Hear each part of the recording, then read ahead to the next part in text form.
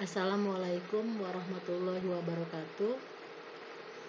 Hari ini kita berjumpa dalam mata kuliah Perekonomian Indonesia dalam materi pertemuan ke-6 yaitu investasi.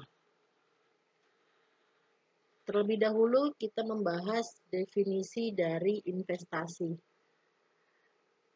Investasi adalah suatu istilah dengan beberapa pengertian yang berhubungan dengan keuangan dan ekonomi. Istilah tersebut berkaitan dengan akumulasi suatu bentuk aktiva dengan suatu harapan mendapatkan keuntungan pada masa depan. Terkadang investasi disebut juga sebagai penanaman modal. Ini adalah kebalikan dari divestasi pada aset yang lama. Selanjutnya mengenai produk dari investasi. Ada beberapa produk investasi yang dikenal sebagai efek atau surat berharga.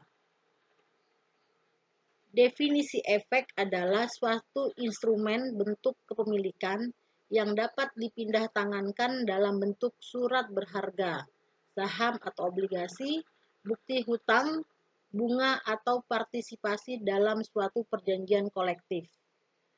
Hak untuk membeli suatu saham, garansi untuk membeli saham pada masa mendatang, atau instrumen yang dapat diperjualbelikan.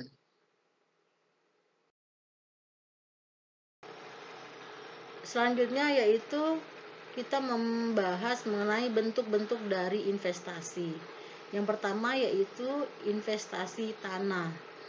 Diharapkan dengan bertambahnya populasi dan penggunaan tanah, harga tanah akan meningkat pada masa depan.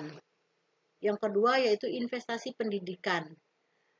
Dengan bertambahnya pengetahuan dan keahlian, diharapkan pencarian kerja dan pendapatan lebih besar. Yang ketiga yaitu investasi saham. Diharapkan perusahaan mendapatkan keuntungan dari hasil kerja atau penelitian. Yang terakhir, investasi mata uang asing. Diharapkan investor akan mendapatkan keuntungan dari menguatnya nilai tukar mata uang asing terhadap mata uang lokal.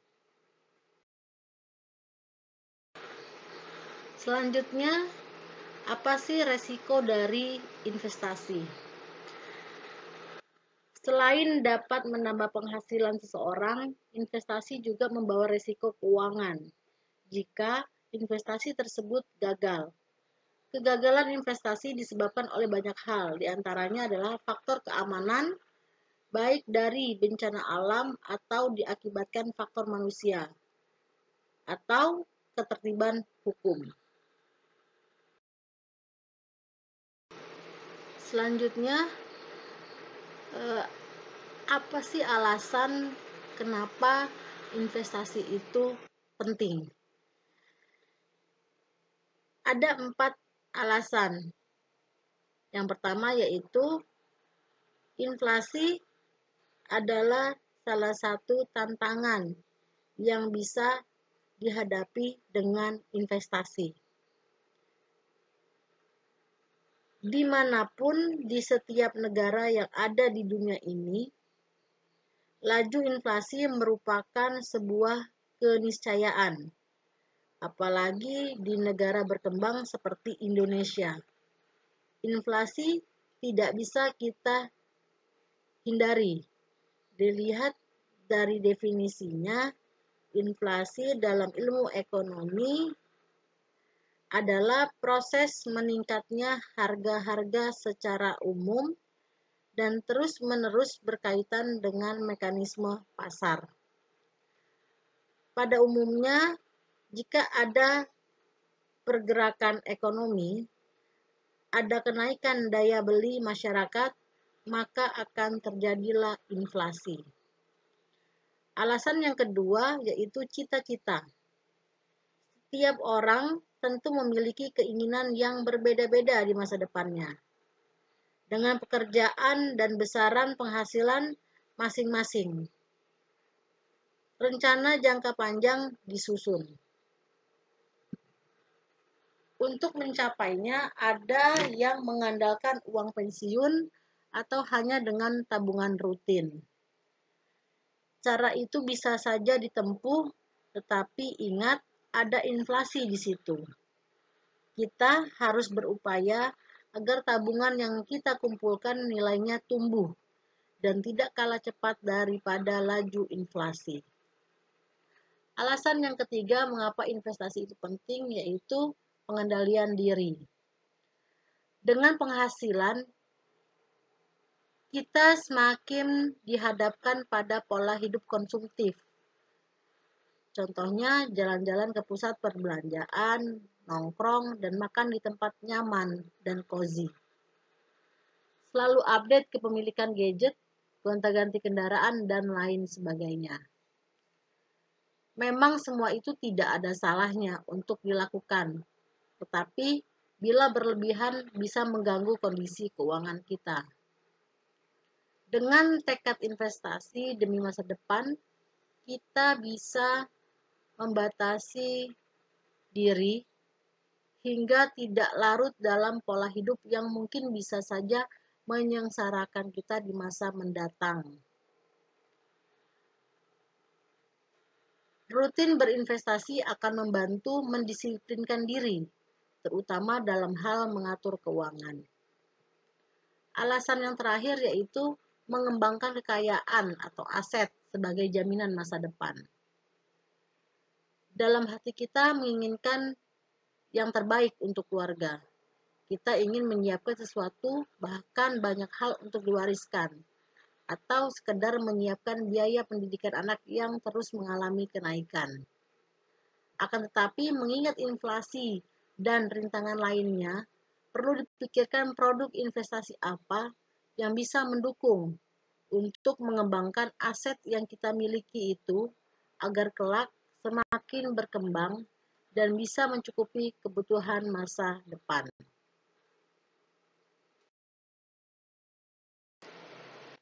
Yang terakhir yaitu faktor-faktor yang menjadi penyebab kegagalan dalam berinvestasi. Ada beberapa faktor yang menjadi penyebab. Yang pertama yaitu membeli produk yang tidak Anda pahami. Misalnya, Anda berinvestasi saham. Untuk menghindari penyebab kegagalan investasi, kenali dengan baik produk saham yang Anda beli, baik fundamental maupun teknikalnya. Dalam banyak kasus, para investor hanya tahu sedikit atau bahkan tidak tahu apa-apa tentang bisnis spesifik yang dijalankan oleh perusahaan tempat ia berinvestasi. Penyebab yang kedua yaitu tidak sabar. Dalam banyak kasus, investor yang merasa tidak sabar memutuskan menarik investasinya. Misalnya, baru berinvestasi selama 3 bulan, sudah ingin mendapatkan keuntungan 2 kali lipat, dan sebagainya. Padahal, tak ada keuntungan yang bisa diraih secara instan. Ini harus Anda pahami, terutama dalam berinvestasi.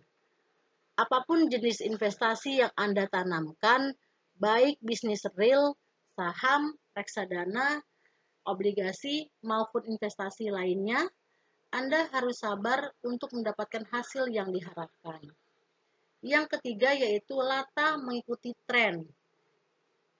Misalnya, saat ini lagi happening orang menanamkan modal untuk bisnis properti. Anda kemudian mengikutinya tanpa memilih dengan seksama properti yang hendak Anda beli. Ketika tren beralih, Anda ikut tergoda untuk beralih ke bisnis investasi lain tersebut. Yang keempat yaitu terlalu fanatik pada perusahaan tertentu. Banyak yang mengalaminya. Jika seorang investor sudah terlanjur fanatik atau cinta terhadap suatu perusahaan, maka ia enggan melirik peluang di perusahaan lainnya. Padahal Ketika perusahaan yang Anda pilih untuk menanamkan saham tak lagi menjanjikan keuntungan yang sesuai, jangan ragu mempelajari peluang investasi di perusahaan lainnya. Jangan bertahan hanya karena fanatik atau jatuh cinta, karena prinsip berinvestasi pasti ingin mendapatkan keuntungan maksimal. Yang kelima yaitu gagal diversifikasi. Investor disarankan berpegang teguh pada prinsip diversifikasi dalam membangun exchange trade fund atau portofolio reksadana. Misalnya, ingatlah untuk mengalokasikan dana ke semua sektor yang tersedia. Begitu pula dalam membangun portofolio saham. Sebaiknya Anda mengalokasikan dana ke semua sektor utama. Sebagai pedoman umum, jangan mengalokasikan lebih dari 5% hingga 10% untuk satu sektor investasi saja. Demikian tambahan materi kali ini. Terima kasih. Wassalamualaikum warahmatullahi wabarakatuh.